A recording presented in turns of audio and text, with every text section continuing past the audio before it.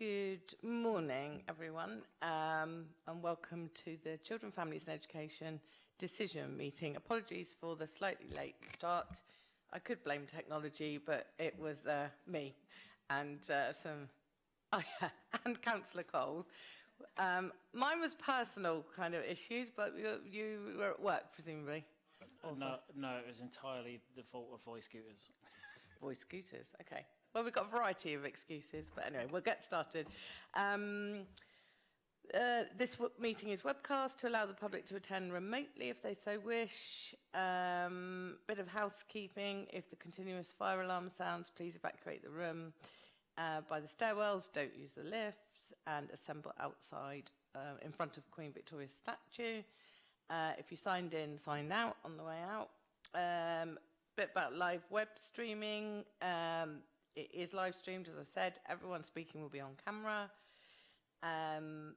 Members of the press and public are permitted to record, but they're not in the room here. Please, can everyone use the microphones? Remember to switch them off when you have finished. Okay, introductions. Councillor Coles. Councillor Tom Coles, Labour opposition spokesperson, and I represent Fratton Ward. Welcome. Yeah, Mike Stoneman, Deputy Director, Education. Alison Critchley, Head of Sufficiency and Resources in Education. And that is it in the room at the moment. Have there been any apologies received? Anna? Oh, beg your pardon. Anna, introduce yourself. Anna Martin, Democratic Services. I'm not aware of any apologies. Thank you very much. So, declarations of members' interests. Councillor Coles, you go first today. Academy Advisory Board at Penbridge Schools. Still struggling with that one, aren't you? And I am the Vice Chair Governors at Craneswater Junior School. There are no deputations, so we will go to the main agenda. And this is a single item on today's agenda, which is the statutory process to close the Inclusion Centre at Portsdown Primary School, which we have raised in this meeting several times, but I'm going to hand over to Alison to say where we are now. Thank you. Yes, well, this is the final stage of the process to close the Inclusion Centre at Portsdown, and that is the statutory process where notices are posted for a period which ran between the 16th of January and the 13th of February 2023.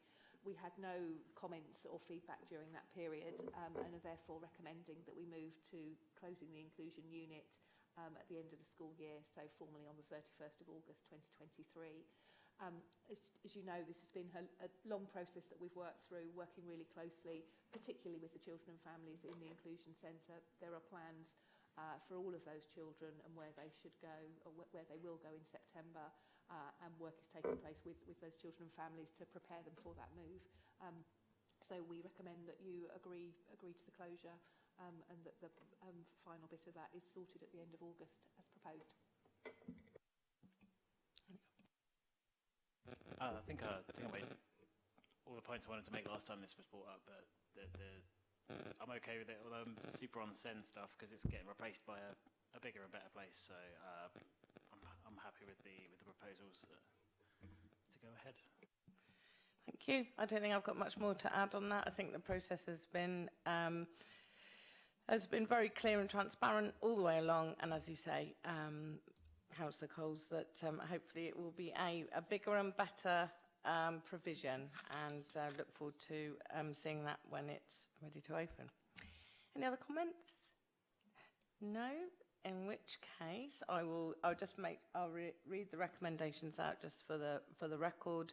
To consider the response to the statutory consultation carried out on the proposal to close the Inclusion Centre at Portsdown Primary School, and to authorise the Director for Children, Families and Education to implement the proposal so that the Inclusion Centre, Portsdown Primary School, closes at midnight on the 31st of August 2023. So happy to recommend that. And that brings us to the main items. I would like to say thank you to officers for doing the reports, not just for this meeting, but at every meeting, and also to Councillor Coles for being a great opposition spokesperson. Next year he is Lord Mayor, so he definitely won't be doing the role next year. Who knows in the future?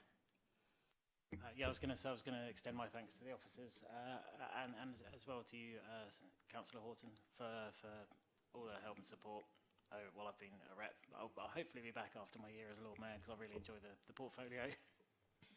Thank you very much. It is a great portfolio. I would say it's the best portfolio.